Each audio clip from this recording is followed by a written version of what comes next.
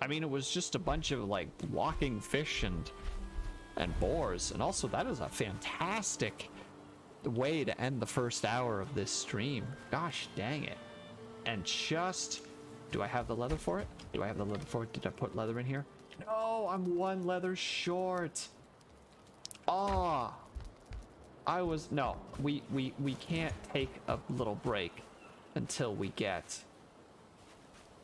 have the ingredients needed to make that bow. I want the crude bow. Because let's be real, the bow, like, just to nerd out for a second here, the bow was a ridiculous changer for humanity. Like, being able to shoot stuff from a distance with, like, relative accuracy, like, just changed the way that people went about living.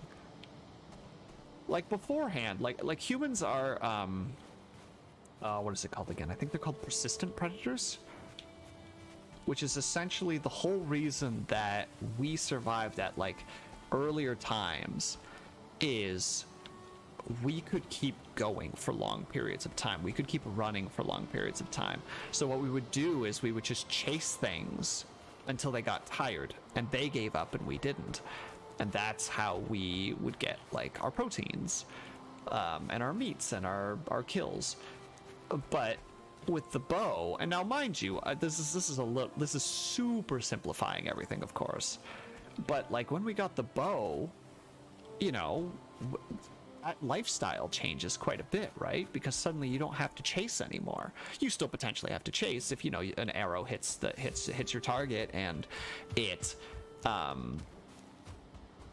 to say, like, it keeps running, like it's injured, but it's not down. You'll still need to chase it, but you know, let's you can generously say, I think that thing is going to have like a tenth of the energy that it has to keep running. So suddenly, instead of you having to run, you know, for kilometers and kilometers, you suddenly only have to do a few kilometers.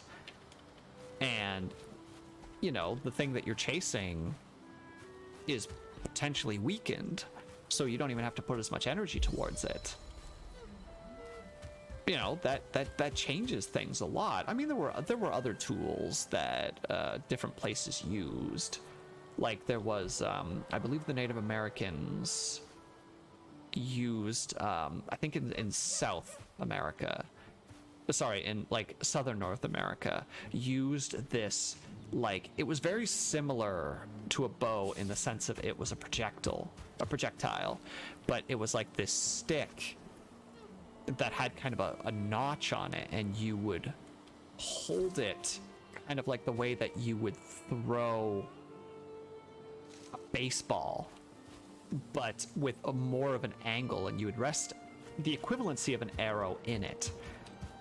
And it was, and because of the momentum that you could create from it, because you were basically using this stick to almost extend your arm in a sense. You're basically doing a javelin throw, but with like another 1.5 foot length to your arm.